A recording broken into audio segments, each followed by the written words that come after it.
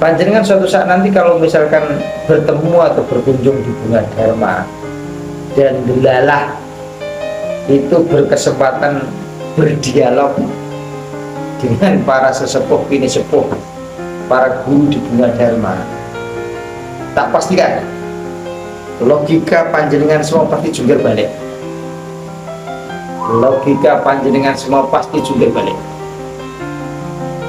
Kapan pasti pernah mendengar ceritaku tentang Sambala, tentang para Highlander dan sebagainya sebangsa itu ya. Kenapa aku katakan nanti panjenengan mungkin logikanya itu bisa jungkir balik? Karena semua cerita sejarah, cerita perjalanan hidup, perjalanan berbangsa bernegara kita, perjalanan peradaban kita yang selama ini panjenengan dengar di sekolah atau di cerita tutur yang umum di masyarakat, itu mungkin tidak berlaku nanti. Itu mungkin tidak seperti yang sampean bayangkan ketika sampean berhadapan dengan para sesepuh kini sepuh Bunga Dharma.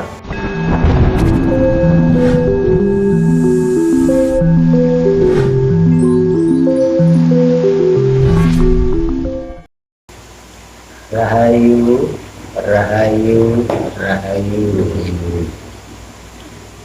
Selamat sejahtera nggih. Bertemu lagi dengan Sri Teguh Bunga Dharma. Kita akan melanjutkan tema-tema inspirasi-inspirasi, sudut pandang. Kali ini masih melanjutkan mungkin dari video sebelumnya ya, tentang dewa atau leluhur ya.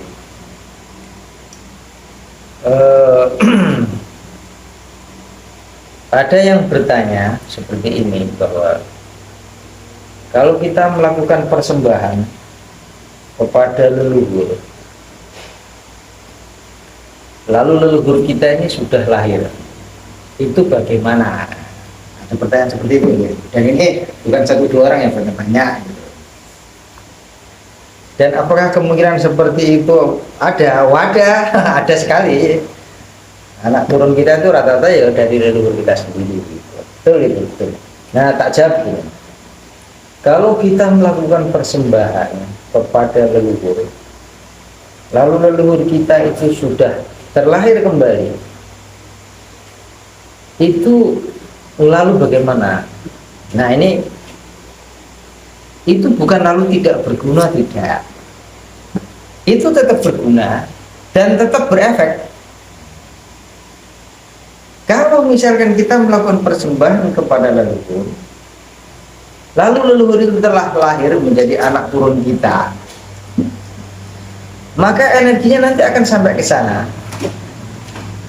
Dan ini bagaikan kalau kita bancaan atau selamatan weton.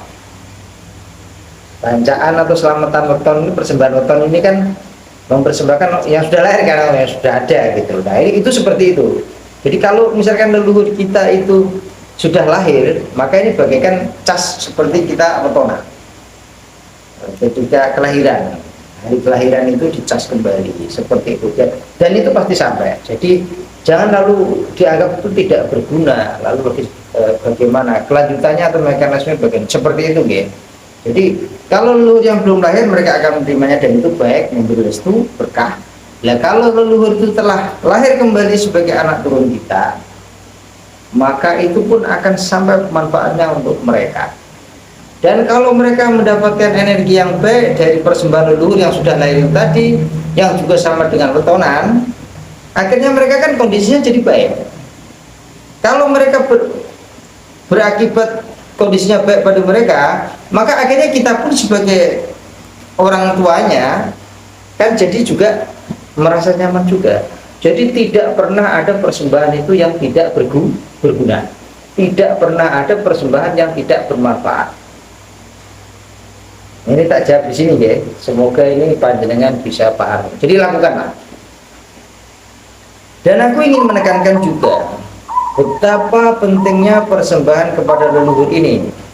Dan di video sebelumnya aku juga sudah mengatakan bahwa bahkan ada juga leluhur itu yang naik kelas menjadi seorang dewa yang bertugas, ada tugas-tugas gitu loh.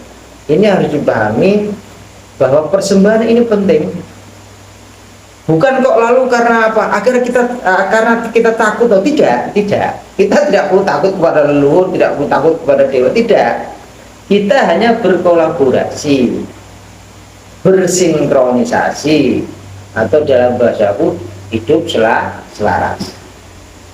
Dengan melakukan persembahan, dengan hati yang tulus, jujur dan ikhlas, itu persembahan kita akan diterima oleh para leluhur kita atau para dewa. Dan juga akan sampai kepada leluhur kita yang telah terlahir kembali, mungkin menjadi anak turun kita. Jadi tidak ada persembahan yang tidak sampai, tetap sampai. Ini penting. Kemudian selanjutnya adalah bahwa apa yang dimaksud persembahan kepada leluhur, memuliakan leluhur ini juga termasuk para orang-orang tua kita. Di dalam tatanan kehidupan kita, baik tatanan berkeluarga maupun tatanan di sosial kemasyarakatan, sekarang ini telah banyak kehilangan makna orang tua. Artinya begini, banyak sekarang itu generasi kita ini yang tidak menghormati para orang tua. Orang tua ini tidak hanya sekedar orang tua kita ya, maksudnya orang tua, orang yang dituakan, orang yang disepuhkan, orang tua, para sesepuh, para pinisepuh. Nah, mereka ini harus dihormati kembali. Kalau sekarang kan tidak. Saat ini kita berada pada fase di mana orang merasa bisa dan semuanya bicara, tidak kenal unggah-ungguh, tidak mengenal lagi tata krama. Kita merasa generasi muda merasa lebih pintar, lebih berpengetahuan, akhirnya meremehkan bahkan tidak menghormati para leluhur kita. Leluhur dalam konteks ini bukan hanya yang sudah meninggal, tetapi leluhur ini juga adalah orang-orang tua kita, para sesepuh-sesepuh kita, para guru-guru kita. Ini penting. Tatanan seperti ini, unggah-ungguh seperti ini wajib dimiliki kembali. Karena itu di zaman baru akan terjadi seperti itu.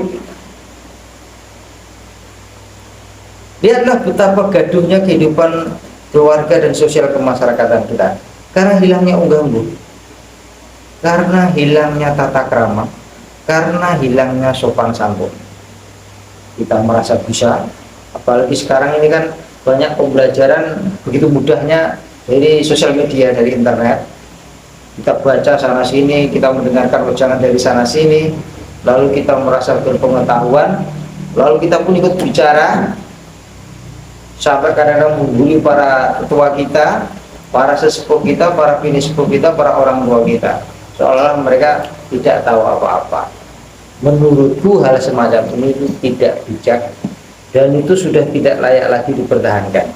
Mari kita kembalikan keluhuran para leluhur kita, para orang tua kita, para sesepuh pinisepuh kita, kita tempatkan sebagaimana mestinya. Tidak peduli siapa kita harus menghormati orang tua kita harus menghormati para sesepuh kita harus menghormati para pinisepuh kita, dan juga menghormati para leluhur kita yang telah meninggal dan bahkan yang telah menjadi para dewa. Ini penting, bahkan teramat sangat penting, karena ini adalah salah satu tanda dan cara hidup selaras dengan alam. Kalau kami di Bunga Dharma, ya meskipun aku ini disebut sebagai pemimpin di Bunga Dharma, tetapi di atas itu ada yang lebih tinggi lagi kedudukannya, yaitu para sesepuh dan pinisepuh, para guru, para penasehat. Di Bunga Dharma apakah ada? Ada. Di Bunga Dharma itu ada. Dan kalau aku boleh sedikit bercerita atau berbagi, panjenengan suatu saat nanti kalau misalkan bertemu atau berkunjung di Bunga Dharma dan delalah itu berkesempatan berdialog dengan para sesepuh pinisepuh, para guru di Bunga Dharma, Tak pastikan logika panjenengan semua pasti jungkir balik. Logika panjenengan semua pasti jungkir balik. Kapan pasti pernah mendengar ceritaku tentang Sambala, tentang para Highlander dan sebagainya sebangsa itu ya. Kenapa aku katakan nanti panjenengan mungkin logikanya itu bisa jungkir balik? Karena semua cerita sejarah, cerita perjalanan hidup, perjalanan berbangsa bernegara kita, perjalanan peradaban kita yang selama ini panjenengan dengar di sekolah atau di cerita tutur yang umum di masyarakat, itu mungkin tidak berlaku nanti. Itu mungkin tidak seperti yang sampean bayangkan ketika sampean berhadapan dengan para sesepuh kini sepuh bunga dharma.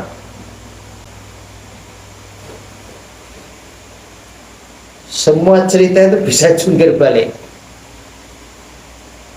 Dan uniknya, sesuatu yang kita anggap tidak masuk akal, tidak ada dalam sejarah, tidak ada dalam catatan atau literatur, mereka para sesepuh bini sepuh ini mampu membuktikannya secara nyata.